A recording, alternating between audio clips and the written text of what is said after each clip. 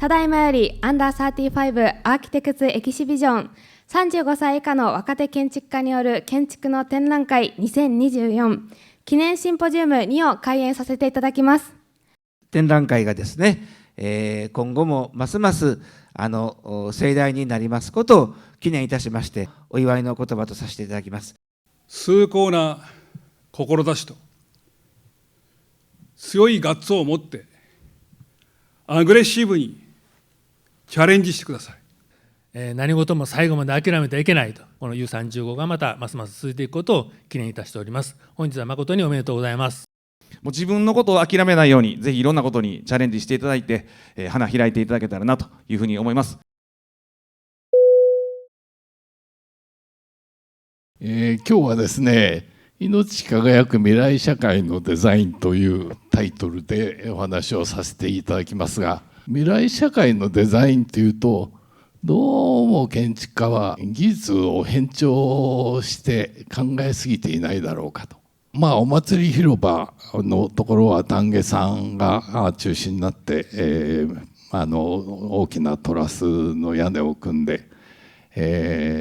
その下に磯崎さんが設計したロボットなども動いていましたけれども、どちらかといえばその技術に頼った提案だったわけですね。それでお祭り広場の屋根の中に突き出しているのが有名な太陽の塔であると。でこれはどちらかといえば技術というよりは芸術に近い、技術対芸術の対決と言ったらおかしいですかね。というのがその大阪万博のハイライトだったわけですよね。6000万の人たちが訪れたと言われてますけれども、その人たちがなぜかその太陽の塔の方へばっかり行って、どうしてこんなに岡本さんの太郎さんのタワーに行くんだろうということを不思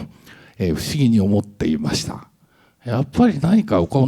本太郎さんのその生命力、この太陽の塔に込めた生命力、生きる喜びというものを人々に与えたんじゃないかというふうに思います。現在進行中の大阪・関西万博ですね。それでここでの大祭事場というのを今やらせていただいてまして、これが完成予想図といいますか、ここに2000席の円形の劇場を作ると。外はもうこうピカピカ光るような、これは太陽の塔の目玉の顔のところにある金と同じ素材です。これ内部の天井ですね。これはちょっと鈍い金色が貼られていて、内部の仕上げに入っていくところですね。はい、こういうなんか霧に包まれたような真っ白な劇場ってほとんどないですから、そういう椅子も白にして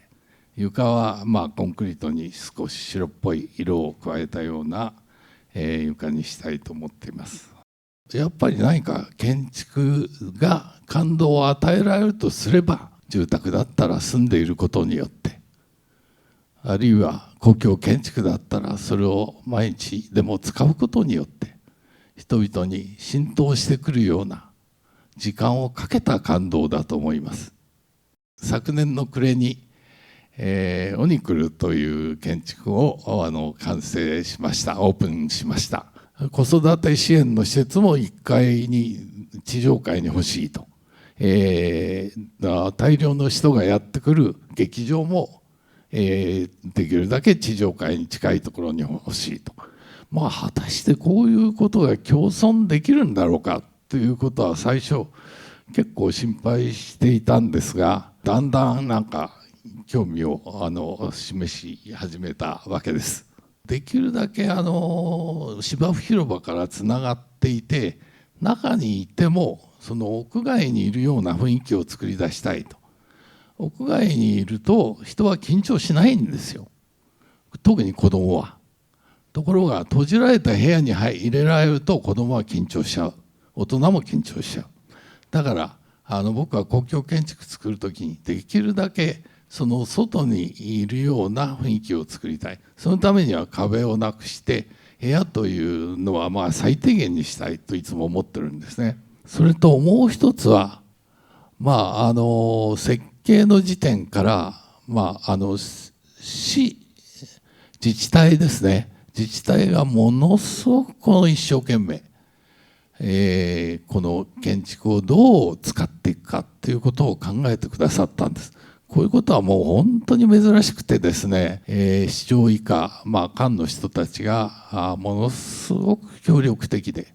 こんなに気持ちよくデザイン、気持ちよくっていうかいろいろ対立はあったと思いますけれども、一体になってですね、作ることができたという、それは本当に僕らにとって感動的でした。ということで、これが最後のメッセージなんですけれども、建築は輝いてなくちゃなんないというふうに信じています。そういうことを信じながら最後まで、やっていきたいと思っています。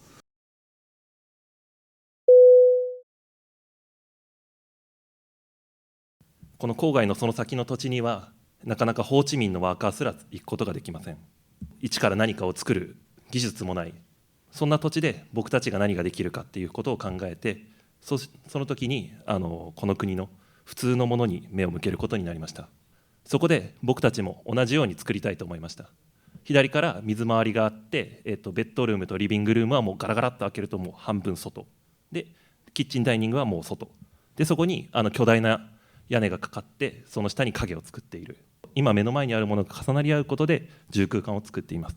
物が動くときにそれに伴って現れてくる形というものに着目をしました。一つ目は木の板を布に変換して風になびかせたもの。二つ目は花を液体に変換したもの。三つ目は岩をゴムに変換して引き伸ばしたものです。何か見たことのあるものが想像とは違う動きをするというある種の奇妙さみたいなものを生み出そうということを試みました。なんか人体解剖図で面白いなと思うのは、人間の輪郭線っていうのがまずあるんですけれども、なんか普段見えない薄皮一枚があらわになることによってなんか両方がこう共存してるみたいなのが面白いなと思って、それを集合住宅にどう反映させていこうかなみたいな感じで考えました。父の実家なんですけれど、そこの駅前の場所っていうのが僕が高校時代から、区画整理が始まってしまっていて、もう一掃されてしまう、町が出来上がってきているのかなくなっていってるのか、なんかそういう状況っていうのもわからないような、なんかそういう光景っていうのに対して、僕ら建築家が何をできるのか、そういったことを日々考えて設計をしています。でその中で小石川植物園と文京区の人といろいろ話し合いをしながら、この植物園っていうものを里山として開いていけるような、僕ら2人がこういうことをやりたいっていうふうに始まったんですけれど、それが1万人の方々に声が届いたっていうことも実感として持っています。私たちは中々野という東京都の中野区にあるカフェバーを運営しています。カフェを作ることが人の居場所を作ることになったり、そういうお祭りを作ることが街への愛着を作ることになったり、能楽堂へのアプローチを作ることが街の中心を作ることになったり、そういう大きなことから小さなことまでを行き来することによって、東京という大都市の中に中々野という今までなかった新しい街っていうのを人々の意識の中に作っていく、そんなプロジェクトがこの中々野プロジェクトになります。喜界島は奄美大島の東に位置する人口約6000人の小さな島です。この島で2022年に喜界島サンゴ礁科学研究所と共同でこのプロジェクトを立ち上げました。なぜ劇場なのか、それは共同体の始まりには必ず劇場があると思うからです。私たちはサンゴ礁文化が根付くこの喜界島全体と対話をしながら、常にこの先の100年のことを考えていくというのが重要です。島中の集落を調査し、変化する建築の姿ということをこの劇場の場に応用していこうと考えております。手入れっていうのはメンテナンスだったり修理だったり介入だったり修正みたいな意味を含む言葉で、日々移り変わっていく状況に対して常に向き合う態度みたいなものだと考えて、設計活動を行っています。それぞれの新宿で起こっていた手入れと僕らが考える出来事が、展示の中に織り込まれ、またホワイトハウスにも織り込まれていきました。住民とか店主、そしてアーティストたちが時にはもつれ合いながら、新宿ホワイトハウスの躯体を更新していっているという様子を、今回は展示させていただいています。でこの建物のクライアントは電気工事をしている施工会社で LRF という会社なんですけども、その方々がここを仕事場として使いたいので改修を依頼してきました。そこで改修を進めていく中でこのクライアントが持っている別の仕事の材料が入ってきたりとか、私たちがこれから建築とか街を作っていくための倉庫としてこの建物を使っていきたい。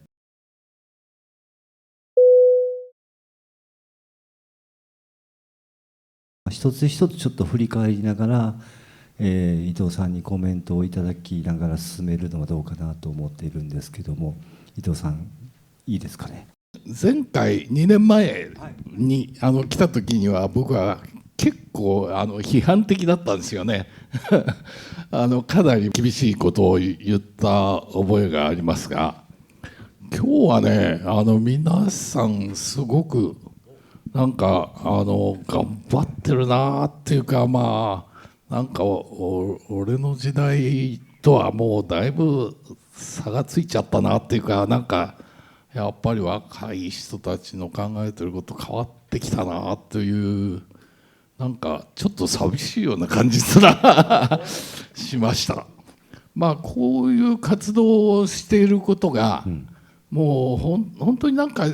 その建築という領域を広げたいという強い意志で持ってやってるのか、もうしょうがないからやってるのか、そういうことを聞いてみたいんですよね。職人さんも不足してきてるし、金額もどんどん上がってきてて、で何とかしてでもそのものが作れない時代だからこそものを作ることを真剣に考えたいと思っていて、前を向いて作る方向に向かいたいと思っている。社会に対してどう向き合うかっていうことの問題を考えながらも、でもやっぱり面白い建築に人が集まるっていう風景を作りたいなと思う、その気持ち一心でやっぱりやってて、だからさっきの伊藤さんの質問に対してはどちらもイエスっていう感じで、もうすごい毎日悔しい思いしてますこの今左の下に映っているそのリング状の屋根みたいなものがありますよね。そこがちょっと気になったんだけども、そこだけが建築的な表現になってるように見えたんですが、その背景に作ろうとしているサンゴ石の山っていうところは何か重要な意味があるような、これはやった方がいいんじゃないかっていうのがまずつかめたことが、今年のすごい大きな第一歩だったなっていうのを、先週のシンポジウムを踏まえてまた話し合ったんですけど、このリングの感じっていうのはちょっと山とややそっぽを向いてる感じもあって、いろんなそういう聖地の建築ってあると思うんですけど、それがやってきたような方法ではない形でできるのかみたいな問いを投げかけているような気はするんですよね。街の人と関わったり、街を歩いたり、そうやって生活者として日々をもっと濃厚に過ごすことがより一つのいい建築を作ることにつながるんじゃないかっていうのを思っています。その生活の中に埋没していってしまわないかというような、僕だったらやっぱりこういうことしかやれてないってことに対してすごい悔しいなって気持ちがあるんだけれども、あなた方のプレゼンを聞いていると結構そこで充足しているような印象をどうしても受けてしまうんですが、伊藤さんがさっきおっしゃったように、なぜ街全体を自分は作れないのかっていう意識は実は多分なくって、いや今街を作る第一歩第二歩ぐらい行ってるし、なんなら周りの人たちもどんどん巻き込まれていってるから、どんどんいい感じにいってるぞっていう感じの堂々としたその振る舞いをされてるなと思って、これはかなりとてつもない人たちだなと思いながら見ていました。他の出展者の方と比べるとなんかすごい時代に逆行しているというような感じにふうに見えるかもしれないんですが、海外から見るとやっぱりこのなんか優しい建築の関わり方っていうのがそこまでないこともないんですけど、主流っていうことはまずなくて、なんか物が作り出すパワーというか、なんかそれを追求したいなっていうふうに思っています。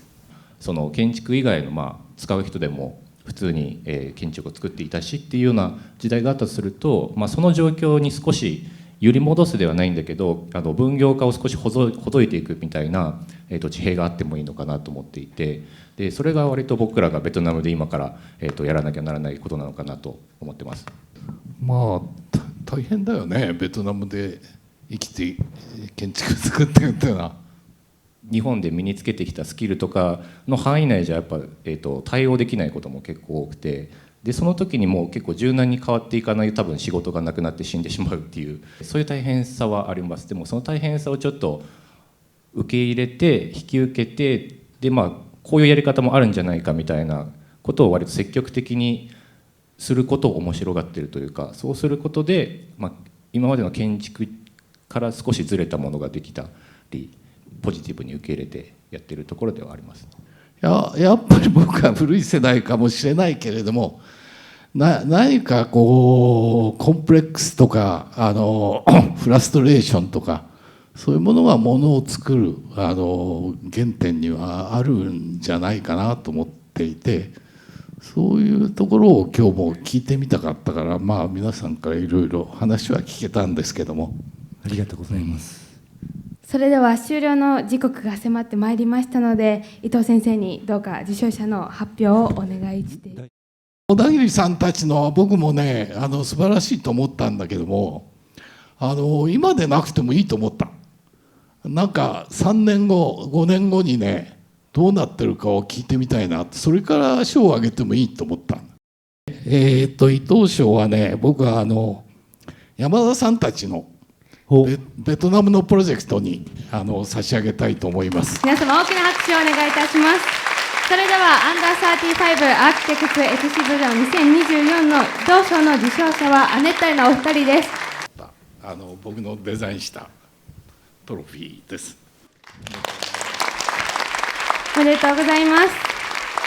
今回は本当にねみんな素晴らしい頑張ってるなと思って、